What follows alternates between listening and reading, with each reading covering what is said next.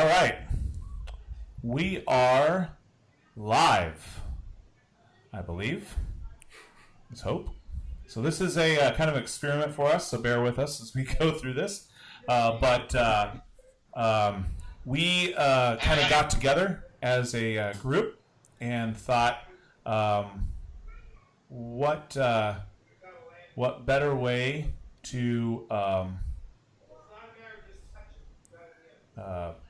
better way to celebrate Memorial Day than to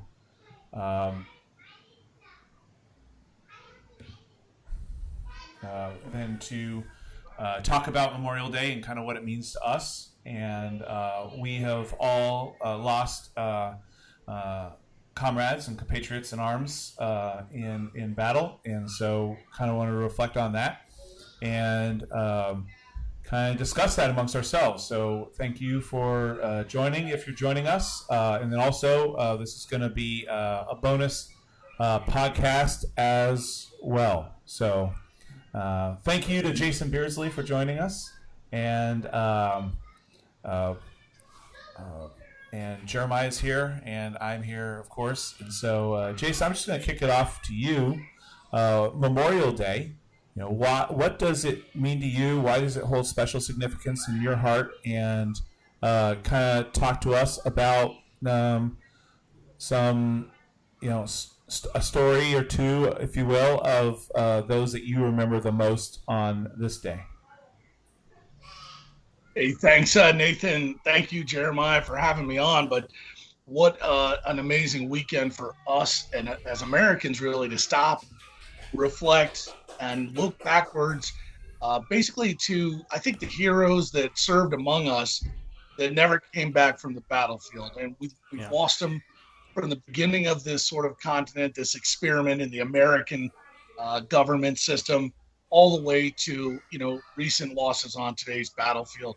And so what it really means is we're looking after, I think, we'll call it the legacy or the heritage that was earned for us, not just by, simple dialogue, or not just by passive action, but by actual violent action at times, by men and women who stood for a cause, for a purpose, and were willing to give their ultimate sacrifice, not just in word, but in deed, as they laid down their lives, as the saying goes, so that others may live. So when we come upon a weekend like this, it's our chance to stop for just a few moments and make sure that we don't go too fast past how we got here, who those people were, but most importantly, what drove them to that cause, or what made them willing to sacrifice, and make sure that we take advantage of that to grow it better, to grow it forward, to make the American experiment everything that they had hoped it could be.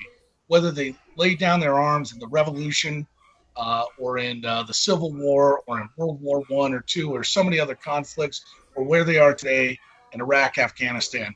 These are men and women who took up a desire to serve the rest of us.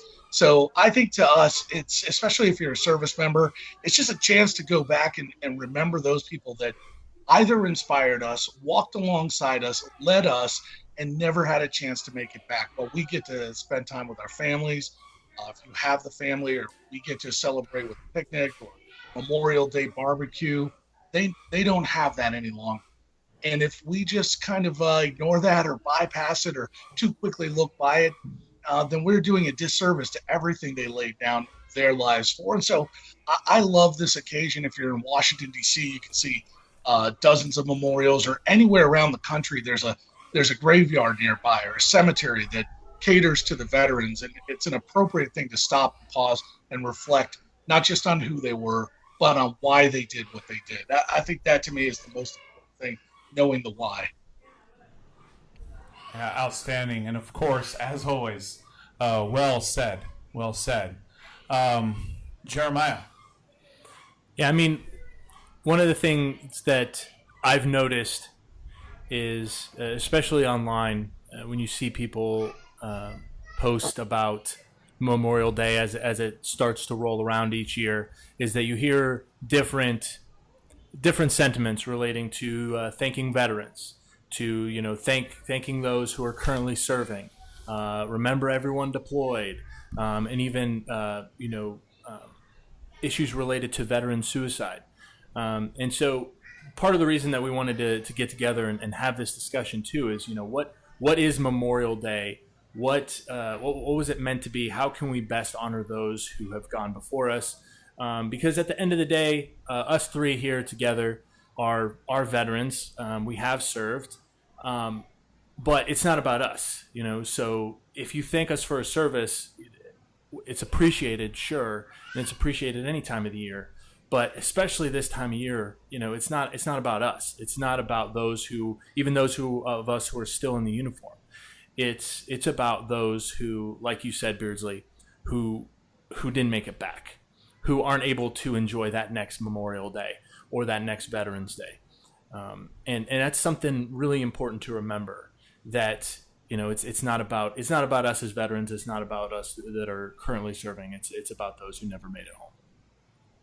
Yeah, absolutely. And I lost somebody with my unit when we were deployed, and many of us have lost. I think of those who we know who have lost someone close and dear to their hearts. I know that Karen and Billy Vaughn hold a special place in all of our hearts here, and the things that Aaron lived for, and things that she continues to fight for, even to this day. So it's this is a somber time, and it's important for us to understand that it's not our day, and so I get really uncomfortable when people thank me, but on the flip side, I don't get that uncomfortable when people are celebrating Memorial Day, or they're watching a baseball game, because I think that Ronald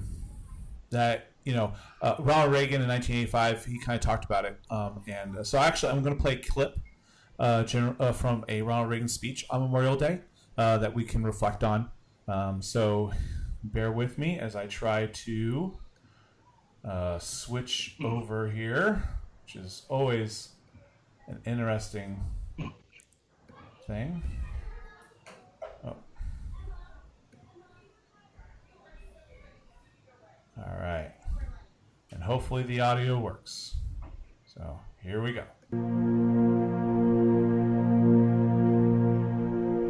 Some time back, I received, in the name of our country, the bodies of 4 Marines who had died while on active duty.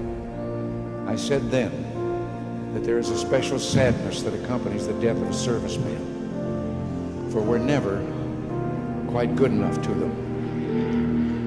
Not really, we can't be, because what they gave us is beyond our powers to repay. And so when a serviceman dies, it's a tear in the fabric, a break in the whole, and all we can do is remember. It is, in a way, an odd thing to honor those who died in defense of our country, in defense of us, in wars far away. The imagination plays a trick. We see these soldiers in our mind as old and wise. We see them as something like the founding fathers, grave and gray-haired. But most of them were boys when they died, and they gave up 2 lives, the one they were living and the one they would have lived. When they died, they gave up their chance to be husbands and fathers and grandfathers. They gave up their chance to be revered old men. They gave up everything for our country, for us. We owe them a debt we can never repay. All we can do is remember them and what they did and why they had to be brave for us.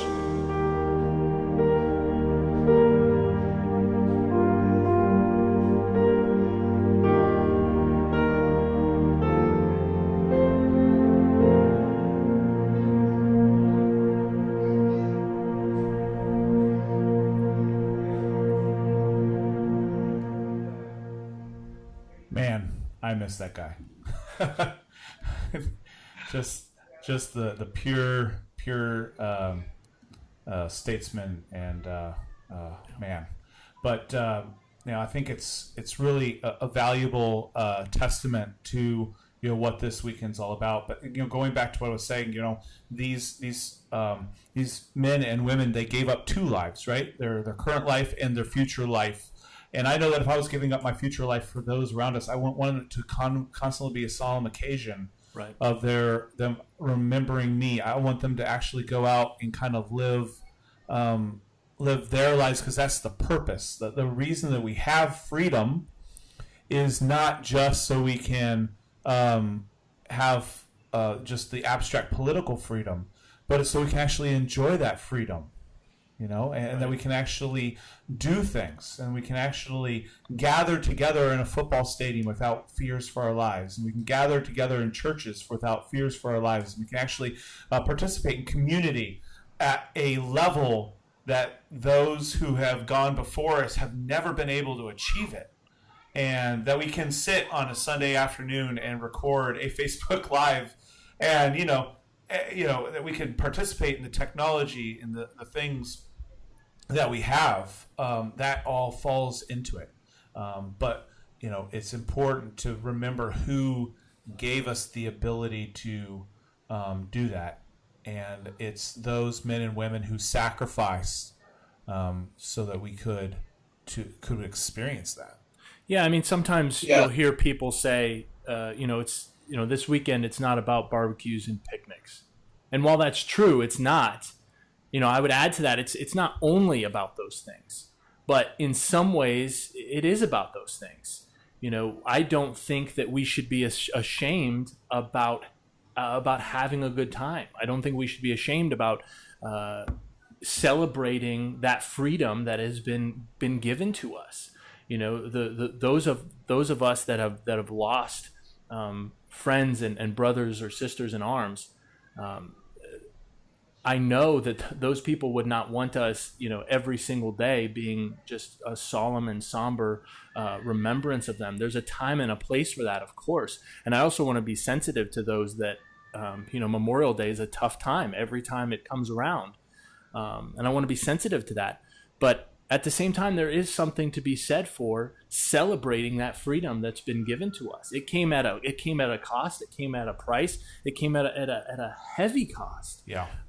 But in some ways, that's all the more reason to celebrate. Not that those lives had to be given, but because of those sacrifices, we are where we're at today, and we can enjoy those freedoms. I think it becomes abstract at times.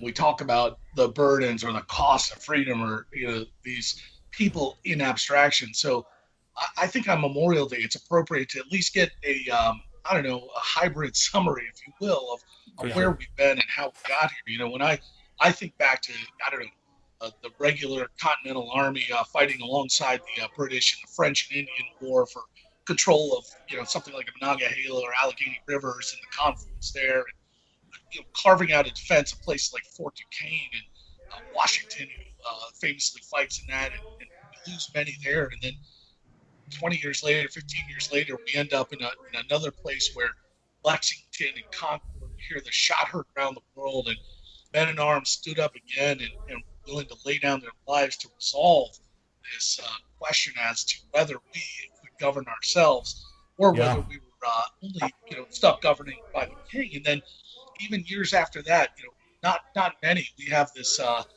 great rebellion in the western states in Kentucky at the time, the Whiskey Rebellion, where we sent arms out to potentially quell what was an internal conflict, and how we decide how America protests, and what is the limit of our protests. And then we pick up again in President Jefferson's term in like 1801, 1805 or something, with the Barbary Coast, where the Mediterranean Sea was navigable, but it was being tyrannized by Pasha of Tripoli.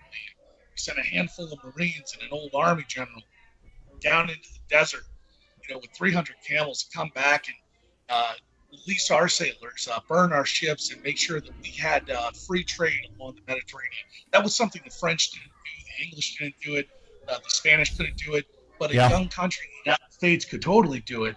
And we weren't done then. I mean, the British came back in the War of 1812 to give us a second smackdown, if you will. They burned our capital in Baltimore.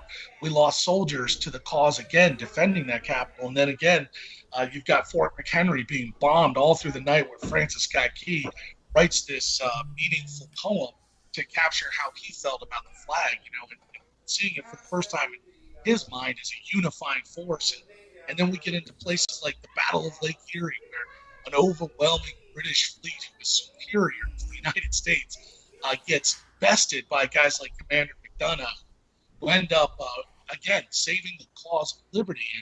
And then you go into the places like the Alamo and the Last Stand, where Davy Crockett, Jim Bowie, and guys lay down their lives to carve out the freedoms for something that would only be annexed in the Mexican-American in 1846 or 1848. And so we have another piece of our fabric of our cloth kind of being sewn in together. And then you get to the tragedy of the Civil War, where brothers and cousins and friends begin to lay down their lives in front of each other. Men lie down in the blood-soaked fields of Gettysburg.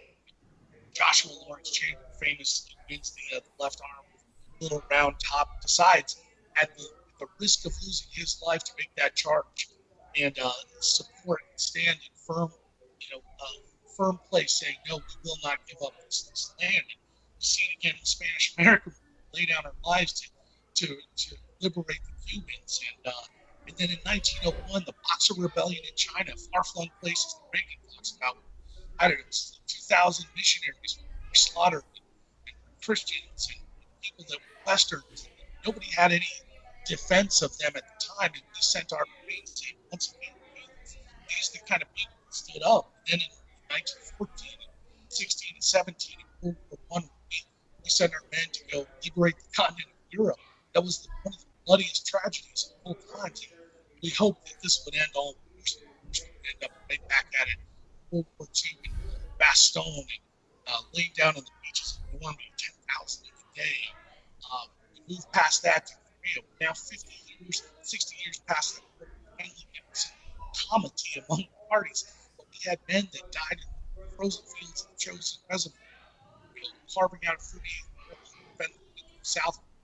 And again, fling our men into harm's way in Vietnam to support another small country against both towards China, Norway, we do it again in Peru, in Grenada, Lebanon, and Panama. And we come back to the Persian Gulf, and then we see it again in Kosovo, Muslim places, once again, very well,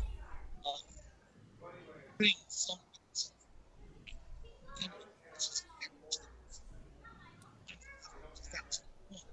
since then, when I back, the is not that I'm that just bringing up over the top and saying into the teeth what I really did.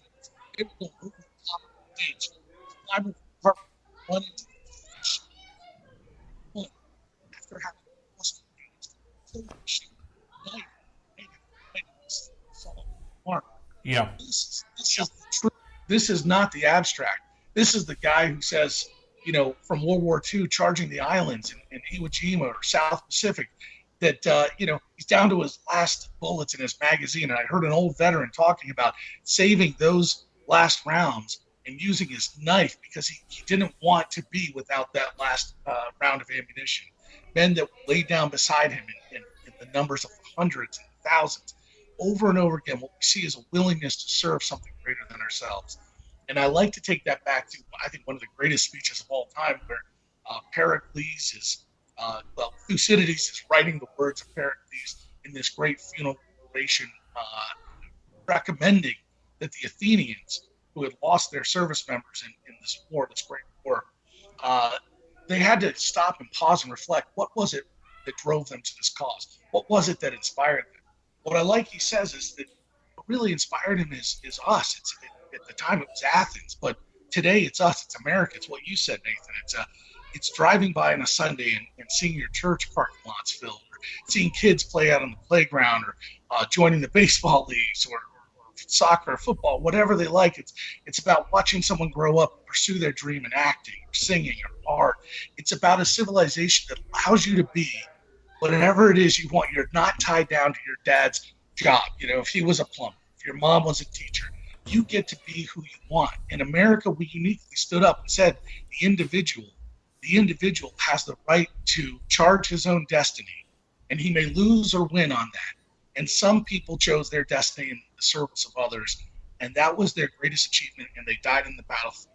That takes us from the abstract idea of who served and what they did to a very concrete idea of men and women who were willing over and over again to place themselves in the most tragic, violent circumstances so that those of us who didn't fall on the battlefield can build this experiment better every day. I think to me that helps us, bring it back to a visceral sort of something you can touch, something you can actually smell and feel. I think that's what Memorial Day is about. That was awesome. We lost a little bit of sound between the Korean War and the Persian Gulf War there, but it's you came back strong there, which is good. All right. Let's see here. I'm going to. I think I'm picking up a little echo from you, Beardsley. All right, what do you need me to do? Can you just mute for a second? You bet. All right. Perfect. Yep, that's what it was coming from. I just want to make sure it wasn't coming from the other gremlins. So, all right, I'm gonna read something that I wrote a while back, and it just kind of encapsulates Memorial Day for me. And so, if you can bear with me here, I'm gonna read this, and then we'll do some closing comments, and then we'll go ahead and let everyone enjoy their Memorial Day and their personal times of reflection. But so this is what I wrote. Drip, drip, drip. As I stood in the rain on an afternoon in April, my thoughts were on how cold my rain-soaked uniform felt on my weary body as raindrops dripped from my headgear. We had been standing at attention for what seemed like forever. Usually during these formations, there is a lot of under-breath talking and joking. After all, most of the time we are in these formations for a dog and pony show. But this time was different. That morning, when volunteers were asked for to go to an honorable transfer of 3 of Ohio's fallen, most of us volunteered. Sure, it would be cold and rainy, but these were our fellow soldiers and Ohioans. So in the reverent silence, as we awaited the C-130 carrying our fallen comrades, my mind began to wander to an April 7 years earlier. I was stationed in Iraq along the Iranian border. Caldwell actually wasn't too bad of a place to reside for a year. Our sleeping quarters were in a building with the officers and other members of headquarters, and our area of operations was relatively quiet compared to what our brethren were experiencing out west. It was my day off, April 2005. All of a sudden, one captain told me that there was a firefight going on, and our troops were ambushed. The information was incomplete, but it was enough to get me to get dressed and head in. We knew there were injuries, but we did not know how severe or how many. As our Squadron S1 accountability person, it was my job to find out and report to regiment. After a couple hours, we found out they were in a Baghdad hospital. Some were serious. There was a death. But the question was who, and was it one of ours? We closed down the phone banks and internet service until we could find out. And as I finally got through to the hospital, they were rattling off those injured. I wrote them down. And then Staff Sergeant Stephen Kennedy, Kilo, India, Alpha. My heart stopped.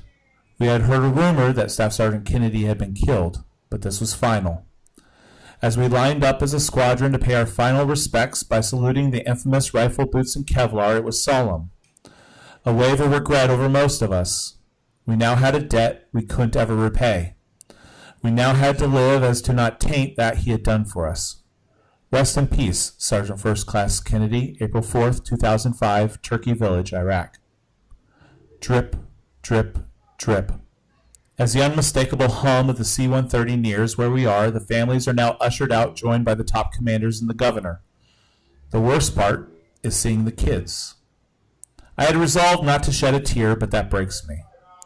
My mind flashes back to June 2004 when I said goodbye to my 14-month-old. I remember turning to Mandy and saying, "She has no clue what is about to happen." Neither do those kids. My heart breaks as tears join the endless parade of droplets down my uniform. As the caskets go by, we salute. It is the ultimate respect. It is a respect that is earned, not by deed, but by position. Regardless of ranks, these soldiers have achieved such a position. They have given us their last full measure of devotion. They have earned everything we have to give.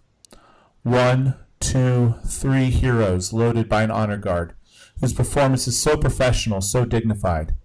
As the last hearse pulls away, and as we march back to the air hangar, that feeling comes back. They gave their service. They gave their optimism. They gave their lives. They gave everything to support and defend this nation built on life, liberty, and the pursuit of happiness. John Adams said, "It will cost us to maintain this declaration and support and defend these states. Yet through all the gloom I can see rays of ravishing light and glory.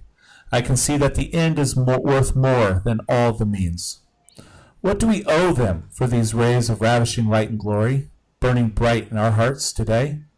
We owe our service, we owe our optimism, and we owe our lives. And that is why we must remember. Rest in peace, Captain Nick Rosansky, Master Sergeant Jeffrey Reich, and Master Sergeant John Hannon. And I wrote that in 2012 after that, but I think that that is a reflection of what this day means to me and something I reflect on every single year to try to grasp. So, all right, gentlemen, your final comments, and then we'll go ahead and wrap us up.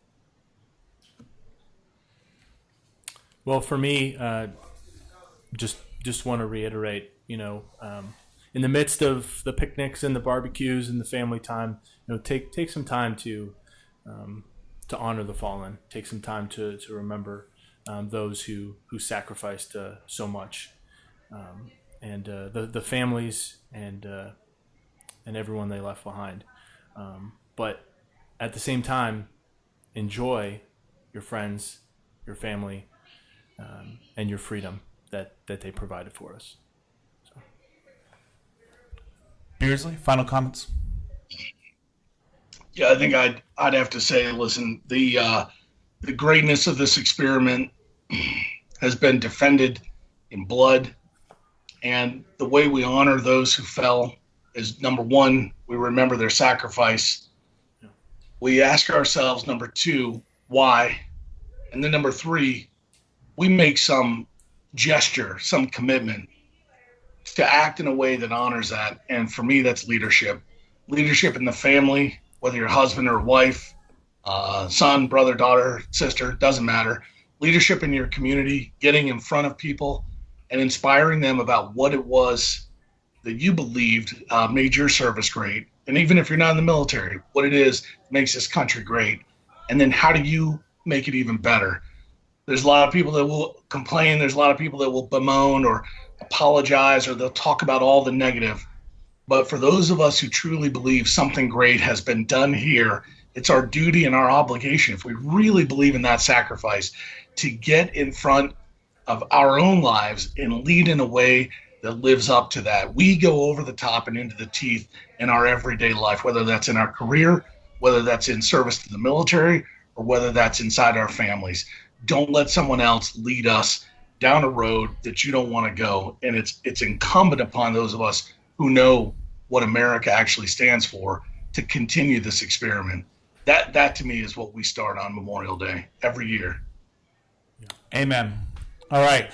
Thank you guys for joining us in this Facebook Live. If you enjoyed it, please share it with all your friends and family, and join us on the Money and Power podcast as well, as we talk about similar topics. So for Jeremiah Martin, for Jason Beardsley, I'm Nathan Martin. Thank you for joining us.